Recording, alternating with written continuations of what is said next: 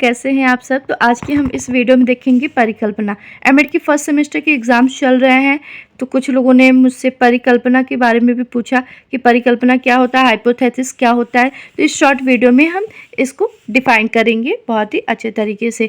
तो चलिए बिना समय गवाए हम स्टार्ट करते हैं। परिकल्पना परिकल्पना दो शब्दों से मिलकर बना है, परि प्लस कल्पना।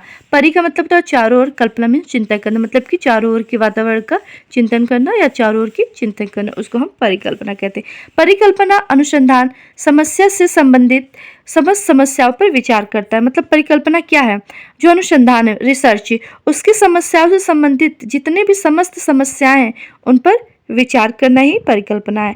परिकल्पना का अर्थ क्या होता है? परिकल्पना का शाब्दिक अर्थ है पूर्व चिंतन करना, मतलब कि शैक्षिक से पहले किए गए चिंतन को ही हम क्या कहते हैं, परिकल्पना कहते हैं। जैसे कि वह चिंतन जो अनुसंधान के पहले किया जाए उसे उपकल्पना या परिकल्पना कहते हैं। वैज्ञानिक पद्धति के विभिन्न चरणों में उपकल्पना का प्रथम स्थान आता है। मतलब कि जो साइंटिस्ट पद्धति है उनमें विभिन्न चरणों में क्या है, प्रथम स्थान किसका आता है, परिकल्पना के अध्ययन का। परिकल्पना किसी भी अध्ययन को प्रारंभ करने से पहले बनाई गई योजना है। मतलब परिकल्पना क्या है, किसी भी रिसर्च को, अगर आप कोई चीज़ रिसर्च करते हैं, ठीक है, जैसे आपको एक टॉपिक दिया जाता है या कोई भी ऐसी कोई चीज़ दे दी जाए करने के लिए, आपको बता दी जाए कि यहाँ पे ये चीज़ है, आपको इसके बारे में रिसर्च करना है। तो रिसर्च से पहले आप क्या करेंगे, चारों तरफ के मोमेंट्स याद करेंगे कि यहाँ पे ऐसे ऐसे जाना है, ये करना है। तो आप पहले विचार करेंगे, मतलब चारों तरफ जो चिंतन है, पहले आप चिंतन करेंगे, फिर अपने रिसर्च की ओर आगे बढ़ेंगे।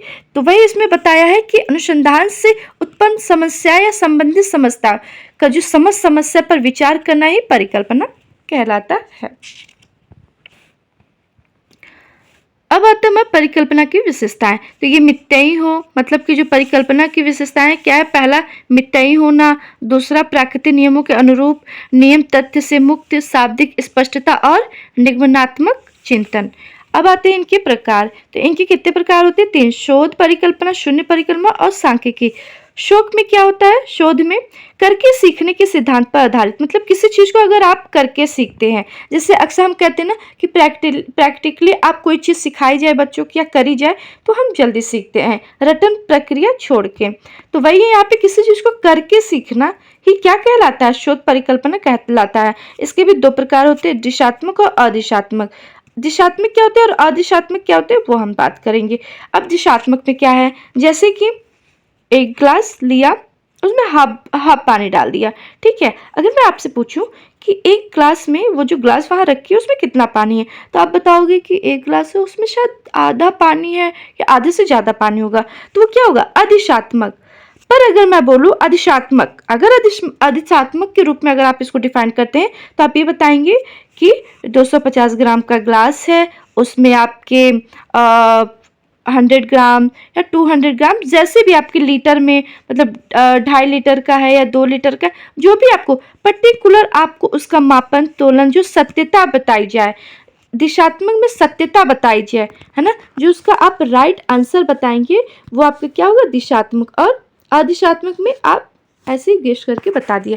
शून्य परिकल्पना, चरों के बीच कोई अंतर नहीं होता है, मतलब कि चरों के बीच कोई अंतर नहीं होता। जैसे साइंस वेस आर्टिस्ट, साइंस में क्या है, जो साइंटिस्ट है वो भी विचार करते हैं, किसी चीज़ को करने से पहले वो भी विचार करते हैं। सेम आपके आर्टिस्ट होते हैं, अगर उनको कोई कलरिंग या फिर कोई आर्ट बनाने के लिए की जाए तो वो भी क्या कर रहे हैं, पहले विचार ही तो कर रहे हैं। तो इनके बीच क्या है, कोई भी भिन्नता नहीं है।